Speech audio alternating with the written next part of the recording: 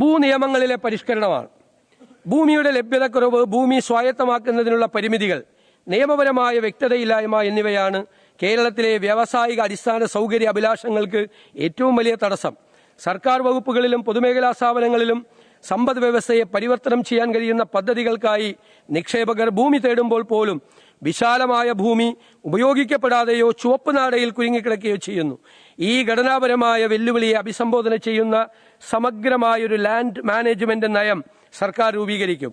വകുപ്പുകളുടെയും പൊതുമേഖലാ സ്ഥാപനങ്ങളുടെയും മിച്ചമുള്ളതും ഉപയോഗിക്കാത്തതുമായ ഭൂമി ഉപയോഗിച്ചൊരു ലാൻഡ് ബാങ്ക് സൃഷ്ടിക്കുന്നതിനായി ഒരു ലാൻഡ് മാനേജ്മെന്റ് ഫ്രെയിംവർക്ക് ഉണ്ടാക്കുകയും ആവശ്യമായ നിയമനിർമ്മാണം നടത്തുകയും ചെയ്യും. മുൻകാലങ്ങളിൽ പ്രസക്തമായിരുന്ന ഭൂനിയമങ്ങൾ പരിശോധിക്കുകയും കാലാനുസൃതമായ മാറ്റങ്ങൾ ആവശ്യമായവ പരിഷ്കരിക്കുകയും ചെയ്യും. ഭൂപരിഷ്കരണം 2 എന്നാണ് ഇതിന് പേരിട്ടിരിക്കുന്നത്. വാണിജ്യ സംരംഭങ്ങൾക്കായി ഭൂമി പരിവർത്തനം ചെയ്യുന്ന പ്രക്രിയ വേഗത്തിലാക്കും. വലിയ പദ്ധതികൾക്കായി ലാൻഡ് പൂളിംഗ് ഫ്രെയിംവർക്ക് അവതരിപ്പിക്കും.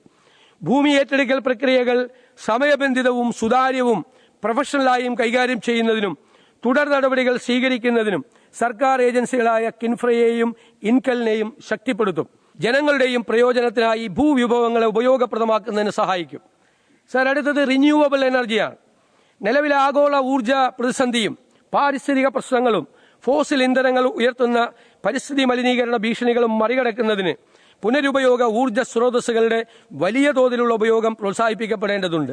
കേരളത്തിലെ നിരവധി റിസർവോയറുകൾ ഫ്ലോട്ടിംഗ് സോളാർ പാനൽ സിസ്റ്റം ഉപയോഗിക്കുവാൻ അനുയോജ്യമാണ്. പംപ്ഡ് ഹൈഡ്രോ എനർജി സ്റ്റോറേജ് കേരളത്തിന്റെ ഭാവി ഊർജ്ജ രംഗത്തിന് പ്രതീക്ഷ നൽകുന്ന സാങ്കേതിക വിദ്യയാണ്.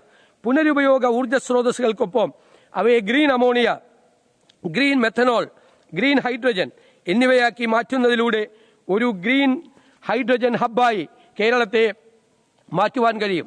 ഇതിനു പുറമെ പീക്ക് ഡിമാൻഡ് നേരിടാൻ വൻകിട ബാറ്ററി സ്റ്റോറേജ് സംവിധാനം സ്ഥാപിക്കും.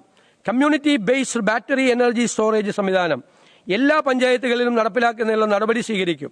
പുനരുപയോഗ ശേഷിയുള്ള ഊർജം, ഗ്രീൻ ഹൈഡ്രജൻ, ഇതര ഊർജ സ്രോതസ്സുകൾ എന്നിവയ്ക്കായി 100 കോടി രൂപ ബജറ്റിൽ വകയിരുത്തുന്നു.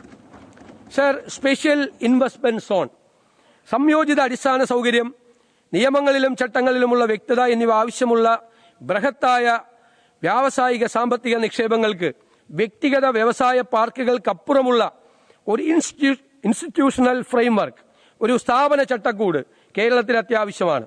ലോകോത്തര അടിസ്ഥാന സൗകര്യങ്ങൾ, സമർപ്പിതവും ആസൂത്രിതവുമായ ഒരു സാമ്പത്തിക മേഖല, അനുമതികൾക്കുള്ള സുഗമമായ നടപടിക്രമങ്ങൾ, പദ്ധതി വേഗവും വിജയവും വാഗ്ദാനം നൽകുന്ന ഭരണരീതി എന്നിവ നിക്ഷേപകർക്ക് ഉറപ്പു നൽകുന്ന ഒരു സ്പെഷ്യൽ ഇൻവെസ്റ്റ്മെന്റ് സോൺ സർക്കാർ കൊണ്ടുവരും. ഉൽപാദനം, ലോജിസ്റ്റിക്സ്, സാങ്കേതികവിദ്യ, റിന്യൂവബിൾ എനർജി തുടങ്ങിയ മേഖലകളിലെ ആങ്കർ നിക്ഷേപകരെ ആകർഷിക്കുന്നതിനായി പ്രത്യേക നിക്ഷേപ മേഖലാ രൂപരേഖ തയ്യാറാക്കി കേരളത്തെ ഇന്ത്യയിലെ ഏറ്റവും വലിയ നിക്ഷേപ മേഖലകളുമായി മത്സരിക്കാൻ പ്രാപ്തമാക്കും. സർ, ലോകകപ്പ് ഫുട്ബോളിന്റെ ആവേശത്തിലാണ് ഇന്ന് കേരളം. കായിക കേരളത്തിൽ ഫുട്ബോൾ പ്രതിഭകളെ കണ്ടെത്തി പരിശീലനം നൽകുന്നതിനും അന്താരാഷ്ട്ര മത്സരങ്ങൾ സംഘടിപ്പിക്കുന്നതിനും ലോക നിലവാരത്തിലുള്ള ഒരു ഫുട്ബോൾ സ്റ്റേഡിയം ആവശ്യമാണ്. അന്താരാഷ്ട്ര നിലവാരത്തിലുള്ളതും ആധുനിക സൗകര്യങ്ങളോട് കൂടിയതുമായ ഒരു ഫുട്ബോൾ സ്റ്റേഡിയം മലബാറിൽ നിർമ്മിക്കും. ഇതിനായി 50 കോടി രൂപ വകയിരുത്തുന്നു.